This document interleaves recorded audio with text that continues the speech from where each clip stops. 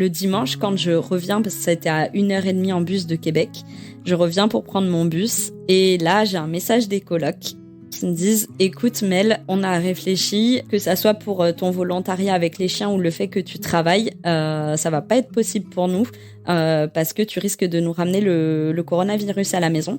Donc en fait, on veut pas que tu reviennes à l'appartement. »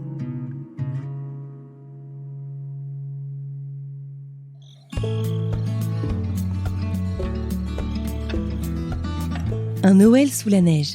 Voilà qui fait rêver Mélanie depuis longtemps. Alors quand sa demande de PVT est acceptée, la voilà sur Google à rechercher une destination au Canada qui lui garantira de vivre ce Noël blanc. La voilà qui travaille sur le célèbre marché de Noël de la ville de Québec et qui vit en colocation avec 2 Françaises à 2 pas de la vieille ville. Si la vie en colocation ne la ravit pas complètement, Mélanie et son optimisme caractéristique se concentrent sur ce qui va bien. Elle aime sa vie à Québec et c'est bien l'essentiel. Sauf qu'en mars 2020, alors qu'elle rentre de week-end à la campagne dans un chenil de chien de traîneau, elle apprend que ses colocataires veulent mettre ses affaires dehors et ne plus la voir de peur d'attraper le coronavirus. C'est alors que tout s'enchaîne très vite pour Mélanie qui va devoir repenser intégralement sa vie à l'étranger. Jusqu'à une nuit où tout bascule. Ah oui, moi c'est Anne-Fleur Andrely, vous écoutez French Expat, un podcast de French Morning.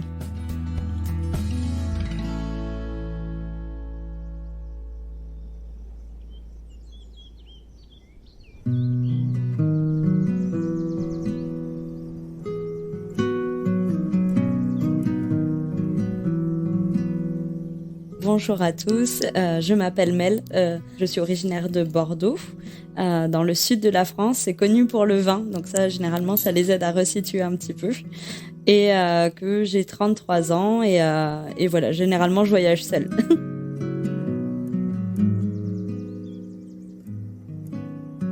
Donc là actuellement je suis bien en France pour quelques temps encore. Et le dernier emploi que j'ai fait, c'était d'être chauffeur-livreur. En France, ça a été une grande découverte parce que le fait de conduire, ça permet d'être un peu en voyage.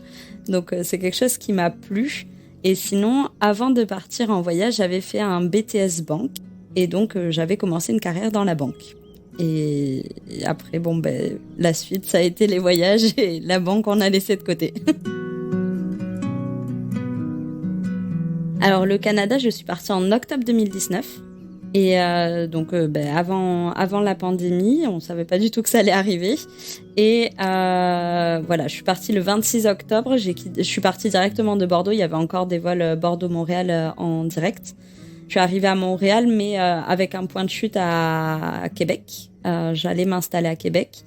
Et c'est juste qu'il y avait un concert qui m'intéressait à Montréal. Donc, je me suis pris une petite semaine pour faire tous les papiers administratifs à Montréal, plus le concert avant de monter à Québec. Moi, je suis partie dans le cadre d'un PVT, donc le permis vacances-travail, qui était et qui est, je pense, encore toujours sur tirage au sort. Je me suis inscrite si je me trompe pas, c'était le 6 décembre 2018. Et j'ai eu la chance d'être tirée assez rapidement. J'ai été tirée au sort le 29 janvier 2019. Et j'avais pour objectif dans ma tête le projet du Canada parce que je suis très attirée par ce pays qui est un pays du Grand Nord pour moi. Et c'est vrai que je m'étais dit octobre parce qu'en fait c'était l'année des 30 ans de toutes mes copines et de moi-même. Et je m'étais dit je fais les 30 ans de tout le monde, comme ça j'ai pas d'événements que je manque. Et je pars après. Donc à ce moment-là, j'avais un travail et un appartement à Bordeaux. J'ai tout quitté, j'ai tout vendu mes meubles parce que dans ma tête, je me disais que je resterais sûrement après les 2 ans de PVT au Canada. Et mon objectif en partant au Canada, moi ce que je voulais c'était vraiment la neige. Au début, j'ai été au salon du PVT à Paris, j'ai échangé avec la représentante du Yukon. Il y a eu vraiment une attirance pour le Yukon et je lui dis je suis pas sûre de mon niveau d'anglais, je parle pas très bien anglais et elle me dit mais t'inquiète pas, enfin les Français vous êtes toujours un peu frileux sur ça mais il y a pas d'inquiétude à avoir, vraiment vous vous débrouillez pas si mal. Donc elle m'a donné un contact en off pour un hôtel qui allait ouvrir en février 2020 et elle me dit tu peux déjà postuler comme ça te fera un emploi et au moins tu verras. Donc je les contacte et ils m'ont demandé de faire une interview. Et en fait j'ai paniqué de mon niveau d'anglais, donc j'ai annulé l'interview. et je me suis rabattue sur le Québec. Pour choisir ma ville de point de chute dans le Québec, j'ai regardé en fait les probabilités de neige à Noël parce que j'adore la neige. Et à Montréal, donc ils annonçaient 67% de probabilité d'un Noël blanc et 92% à Québec. Donc c'est pour ça que je me suis dit, ça sera Québec. Je l'avais jamais entendu, c'est génial. Donc tu as choisi où est-ce que tu allais vivre en regardant les probabilités de neige pour le jour de Noël. Mais c'est pas bête du tout. C'est ça.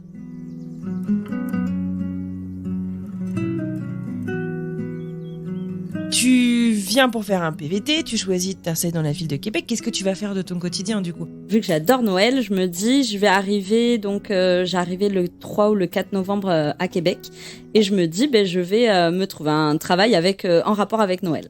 Donc je me suis dit soit je serai lutin du Père Noël ou soit je serai vendeuse sur le marché de Noël du Québec qui est un marché de Noël très connu. En me renseignant, donc les jobs de lutin de Père Noël, c'est que des contrats étudiants, donc je pouvais pas y prétendre. Donc après, j'ai démarché via Indeed depuis la France, les vendeurs sur le marché de Noël de Québec. Et donc là, j'ai été recrutée par les Bougies de Charroux, qui sont une entreprise française et qui vendent des bougies artisanales qui sont faites en France. On a fait l'interview en français parce que c'est des Français qui tiennent la boutique à Québec et donc ça a matché et j'ai travaillé. Donc mon premier emploi c'était de faire vendeuse sur le marché de Noël de Québec en vendant des bougies. Donc voilà, avec tous les inconvénients que ça comporte, à savoir notamment le froid où on est toute la journée dehors vu qu'on est sur le marché de Noël. Au final, c'est donc plutôt une bonne nouvelle. Mélanie a son PVT, son permis vacances-travail, elle a son emploi, il ne lui manque plus qu'un logement.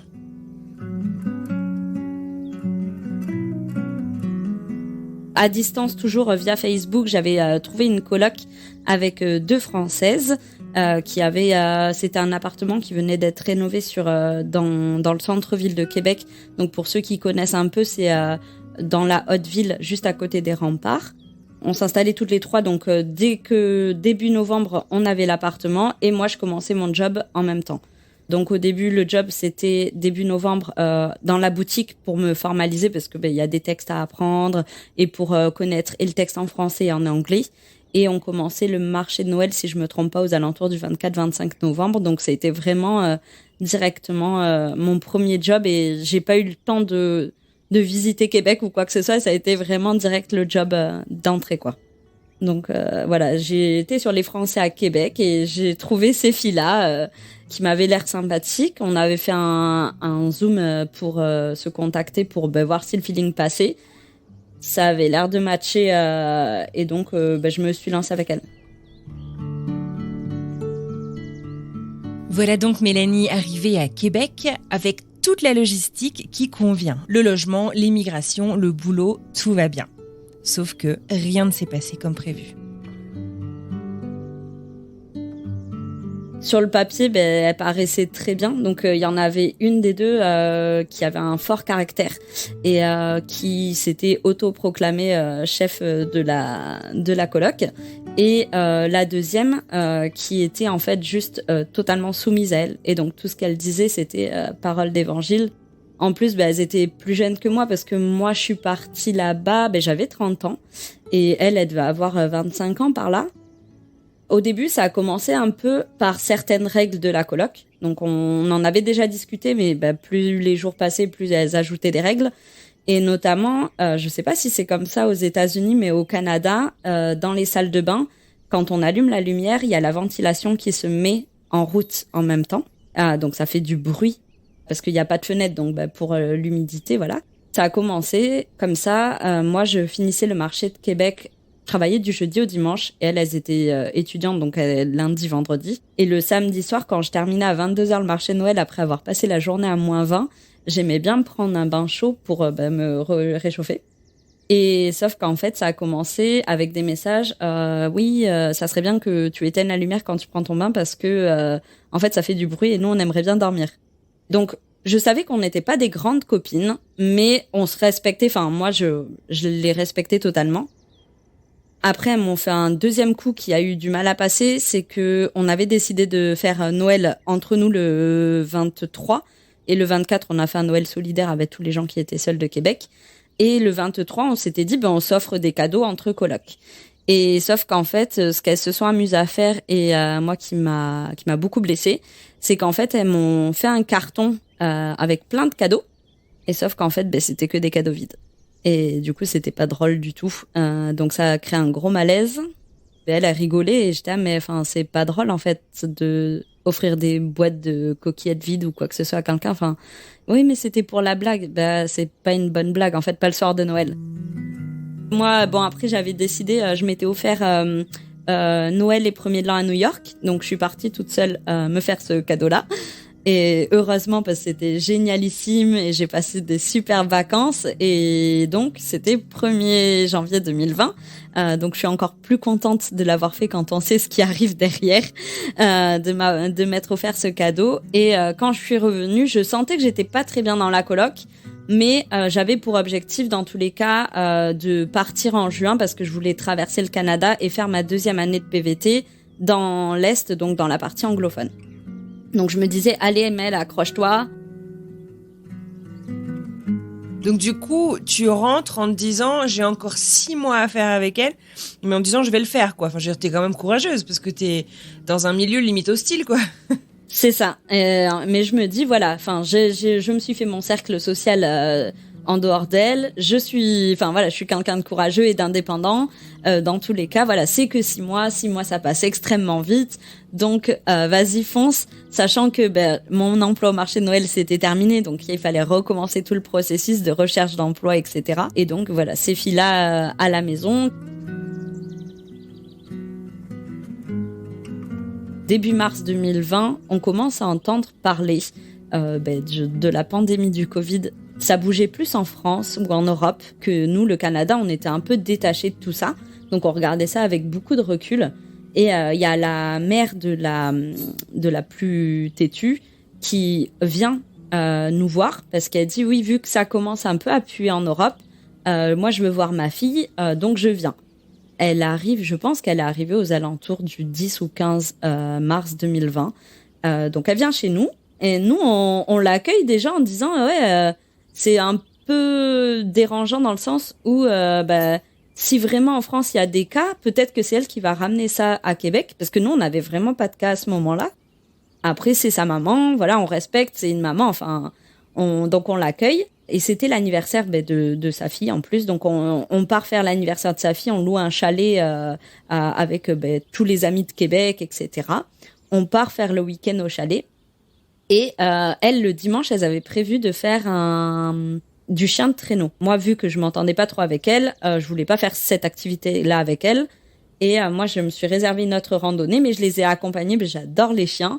Et donc, je les ai juste accompagnés à voir les chiens de traîneau. Et j'ai beaucoup parlé avec le monsieur du chenil en lui disant comment ça se passe dans ton chenil, etc. Est-ce que des fois tu prends des volontaires? Il me dit oui. Et je lui dis je crois que ça m'intéresserait bien de venir faire du volontariat chez toi les week-ends. En fait, je travaille pas le week-end, donc j'avais trouvé un nouvel emploi dans la vente et on travaille pas les week-ends, donc je veux bien venir. Et il me fait, d'habitude, c'est pas le format que je prends comme volontaire, mais pourquoi pas, t'as l'air intéressé et motivé, donc si tu veux, on fait comme ça. Et il me dit, on commence, c'était le week-end du 18 ou 20 mars 2020. Et donc j'en avais parlé à mes colocs et je leur dis, écoutez, trop bien, j'ai un week-end de 4 jours, je pars faire mon volontariat chez les chiens de traîneau et tout. Et donc là, elles me disent, c'est super chouette pour toi qui adores les chiens. Profites-en bien et reviens-nous en forme dimanche, très gentil et avec de l'approbation. Et sachant que moi j'avais mon travail lundi qui commençait.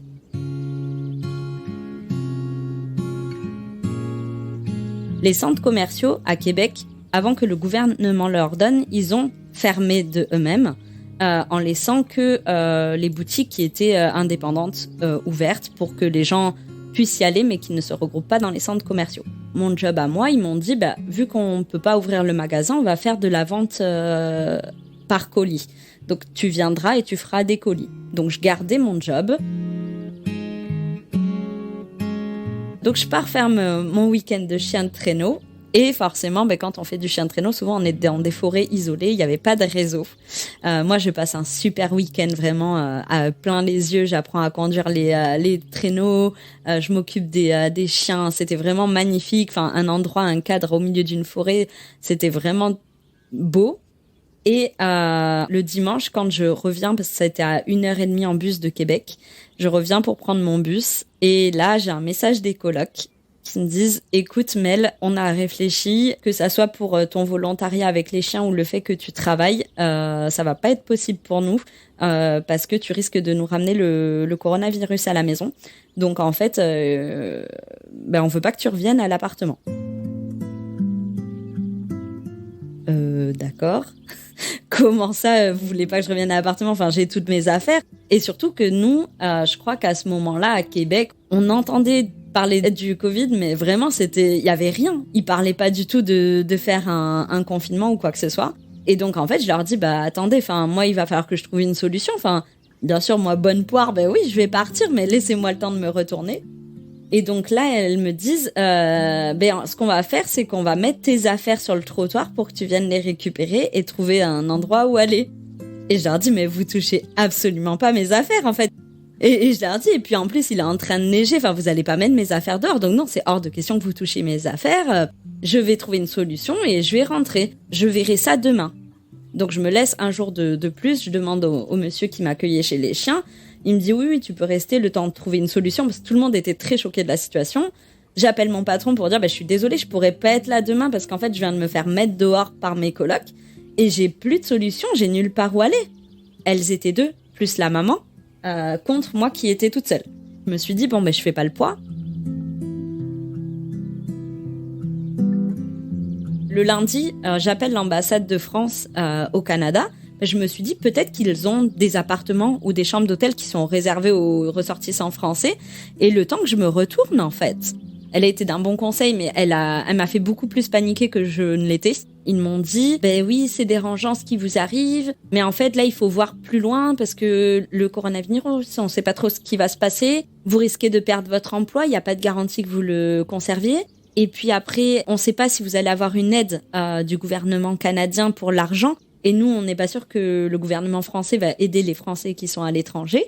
Parce qu'à l'époque, on parlait que si hospitalisation il devait y avoir, c'était 10 jours. Et donc, elle me dit, aujourd'hui, une nuit d'hospitalisation pour un cas de coronavirus, c'est $2 500.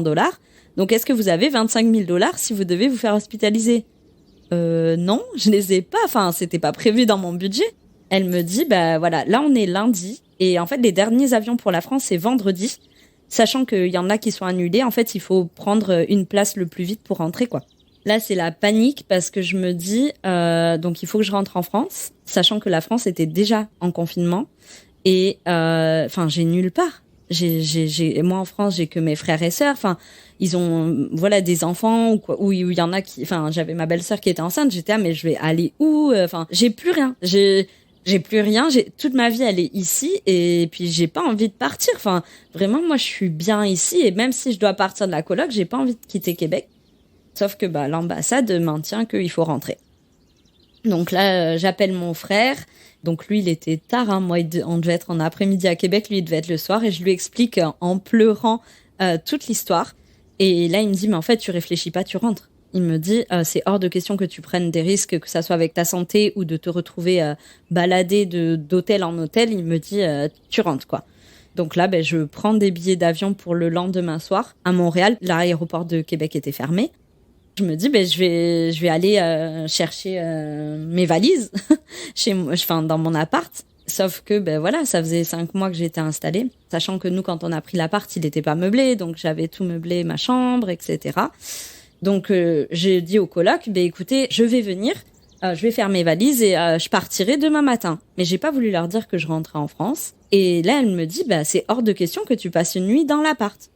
Moi, j'ai pas d'autre solution.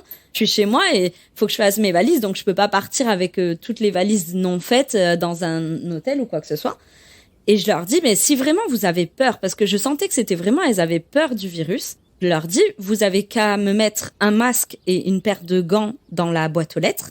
Comme ça, vu que la boîte aux lettres est en extérieur, je me protège, entre guillemets, pour rentrer dans l'appartement et vous, au pire, vous restez dans vos chambres et enfin, ça va bien se passer, quoi. Mais il faut qu'on trouve un terrain d'entente. Le temps que j'arrive et à l'appartement, il était 21h. Je trouve bien le masque et les gants dans la boîte aux lettres. Et je veux pour ouvrir la porte. Et là, la porte était fermée à clé. Déjà, c'est pas très intelligent parce que du coup, je dois attraper mes clés qui potentiellement peuvent être sales, entre guillemets. Je déverrouille la porte. Et en fait, quand je veux pour ouvrir la porte ne s'ouvre pas. Et en fait, je comprends qu'ils sont derrière en train de pousser pour pas que j'ouvre la porte. Mais elles ont quel âge ces nanas? C'est pas possible. Non, mais c'est ça. Et la mère avec, c'est ça le pire. C'est censé temporiser et dire, au pire, enfin, allez dans vos chambres, j'accueille Mel, et enfin, voilà. Et donc, j'ai été obligée d'appeler la police parce que, il fallait que je rentre chez moi, en fait. Donc, j'appelle la police, je leur explique que, voilà, mes colocs veulent pas me laisser rentrer. La maman entend derrière la porte que j'appelle la police. Elle me dit, Mel, est-ce que je peux te parler à l'extérieur parce que ça sert à rien de faire des problèmes avec la police. Et je lui dis, c'est quand même vous qui me laissez pas rentrer chez moi. Moi, j'ai pas d'autre solution, en fait, à aujourd'hui. Et donc, elle vient dehors et elle me dit, oui, en fait, il faut que tu comprennes, nous, on a peur que tu nous mettes le virus et tout. Je fais, mais déjà, de là où j'arrive, je peux pas le mettre, c'est des gens qui vivent en dehors de la ville. Et il y a plus de chances que vous, qui arrivez d'Europe où il y avait des cas de Covid, vous le ramenez à la maison. Donc, au bout d'un moment, faut arrêter d'être stupide et laissez-moi rentrer. Et elle me dit, on te laisse rentrer que si la personne qui vient te chercher demain matin, elle nous envoie un message pour nous confirmer que tu viens bien, que tu pars bien demain. Moi, bonne patte, j'appelle ma copine Laurie. Je lui dis, oui, est-ce que tu peux leur envoyer un message, s'il te plaît? Donc, elle envoie un message. Oui, je viens bien chercher Mélanie. C'est prévu demain matin à 9h et tout ça. Et donc, là, la maman me dit, je vais te laisser rentrer. Donc là, les filles, elles étaient dans leur chambre. Je les ai pas revues. La plus caractérielle, elle était en train de hurler dans sa chambre. Je veux pas qu'elle rentre. Mais vraiment, c'est un sketch, hein. Donc, je rentre et dans tout l'appartement, ils avaient bâché, comme quand on veut peindre, pour pas que je contamine le canapé, les chaises. Voilà. Et donc, tout était bâché. Et elles étaient vraiment dans un délire. En 4 jours, en fait, elles ont vraiment pété un plomb par rapport au Covid. Et en fait, nous, quand on rentrait, donc il y avait la salle principale où il y avait le canapé, et après il y avait un couloir qui desservait les chambres. Et donc c'était un couloir qui était vraiment pas large en fait. Et donc moi, ma chambre c'était la première, donc je rentre dans ma chambre et là je vois toutes mes affaires et donc de suite je m'attaque parce qu'il est 22h avec tout ça. J'ai pas mangé ni rien, donc je me dis bon, vite je m'attaque à faire les valises. Il faut que je trie, donc je fais 3 piles, une pile que je vais donner, des affaires que je vais donner. Une pile que j'amène et une pile que je vais faire garder par ma copine Laurie parce que je reviendrai après tout ça, je reviendrai. Donc je fais mon tri, etc. Et il est 1h du matin et je me dis je vais aller manger un bout, j'ai faim, il faut que j'aille aux toilettes, etc. Et sauf qu'à ce moment-là, quand j'ouvre ma porte de chambre, devant ma porte de chambre, il y a le matelas avec la maman qui dort. Et donc je ne peux pas sortir de ma porte de chambre sans marcher sur la maman. Enfin, tu peux l'enjamber? Non. Le couloir, il faisait juste la largeur de son matelas. Et donc, en fait, il fallait vraiment que je lui marche dessus parce que de sa longueur, en fait, je pouvais pas l'enjamber. Donc là, je me suis dit, mais comment je fais? Donc, j'arrive, je fais, excusez-moi, je veux aller à la salle de bain. Et elle me dit, ah non, mais tu sors pas de ta chambre. Et elle me reclaque ma porte au nez, en fait. Et donc là, en fait, je me rends compte que je suis séquestrée dans ma chambre. Donc, pas le droit de manger, pas de toilette, pas de douche, du coup. Rien. J'avais un bocal, un pot de fleurs dans ma chambre. J'ai dû faire pipi dedans parce que j'avais pas le choix. Et sur le coup, j'étais vraiment tellement en colère que je me suis dit je vais leur répandre mon pipi partout parce que vraiment j'étais en colère de vivre ça. Et après, je me suis dit en fait, mais elle cherche pas à te venger en fait. Tu feras des choses procédurières ou quoi que ce soit, mais ça, c'est quelque chose qui va même pas vraiment les déranger. Donc, juste concentre-toi sur toi. Il faut que tu te débrouilles à vite partir de là. Donc, en fait, je dors pratiquement pas de la nuit. Et le lendemain, ma copine vient me chercher à 9h. Et donc là, on charge. Donc, les filles étaient toujours dans leur chambre. Je ne les ai pas croisées.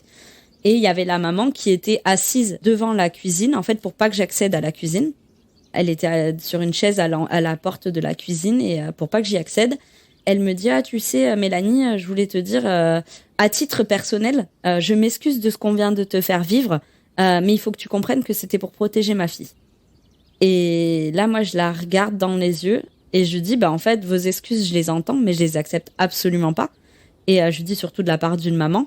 Je lui dis, moi, vous connaissez ma situation personnelle. Moi, j'ai perdu ma maman, donc elle sait que j'ai plus de parents. Et je lui dis, et je vais vous oser me faire vivre ça. Enfin, vraiment, c'est très grave ce qui vient de se passer. Je lui dis, mais moi, ce que je vous souhaite, c'est qu'un jour, votre fille, elle ait les mêmes problèmes à l'autre bout du monde. Et je vous jure que vous m'entendrez rire dans le fond de vos oreilles. Et je suis partie là-dessus.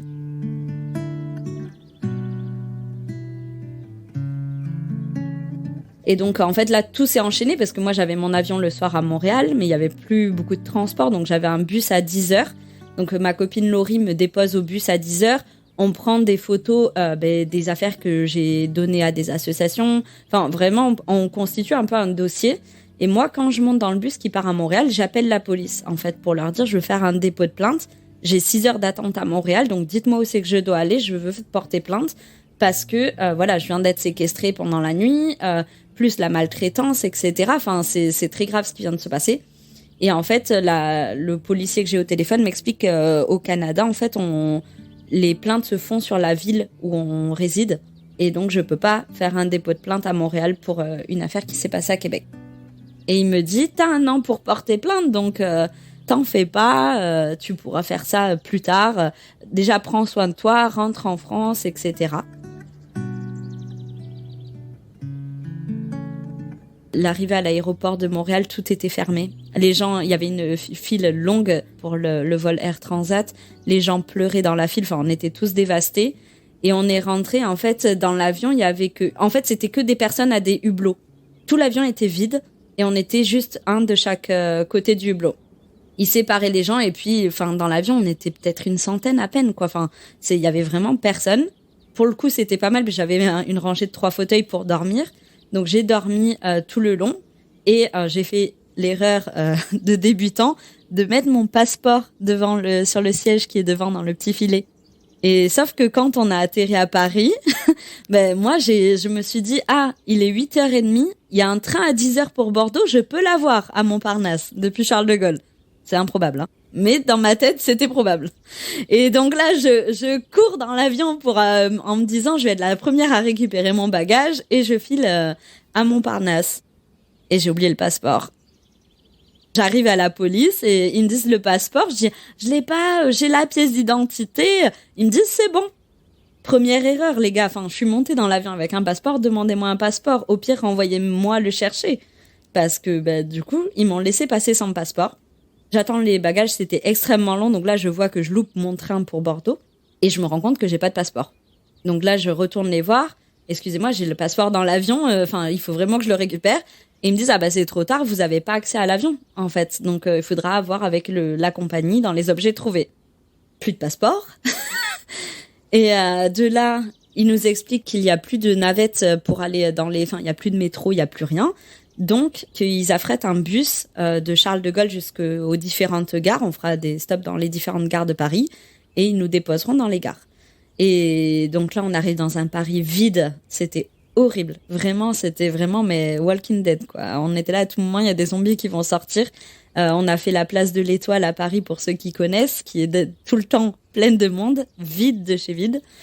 Moi, je suis partie de Québec la veille, même si les gens, ils commençaient plus ou moins à faire attention, voilà, on vivait, quoi. Et là, on arrive vraiment, il n'y a plus de vie, il n'y a plus d'humains. C'était horrible. Et j'ai la bonne idée de m'endormir encore dans ce bus. Et on me dépose après à la gare Montparnasse. Donc je me réveille, je prends mon sac à dos, ma valise. Et sur mon téléphone, je reçois une notification de la banque N26. 1,30€ le café à Bercy. Je suis pas à Bercy, je suis à Montparnasse. Et en fait, le mec à côté de moi m'a volé ma carte bancaire. Donc je les ai cumulées. C'était vraiment le retour de l'horreur.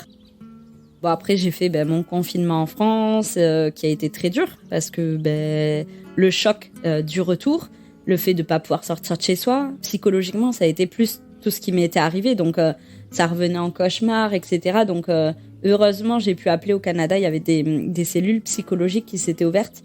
Donc, je les ai contactées un petit peu pour parler de tout ça. Et en fait, il y a une des thérapeutes qui m'a dit je comprends que vous vouliez pas revenir tout de suite au Canada, mais je pense que ça serait bien de venir faire la paix avec Québec. C'est pas Québec qui vous a mis dehors, c'est vraiment ces colocs-là, en fait. Donc, ça serait bien de penser un jour à revenir faire la paix à Québec.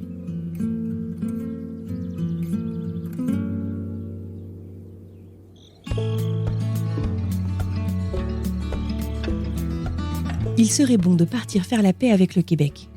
Eh bien, c'est ce que Mélanie nous raconte dans le 2e volet de son histoire sorti ce matin. À tout de suite.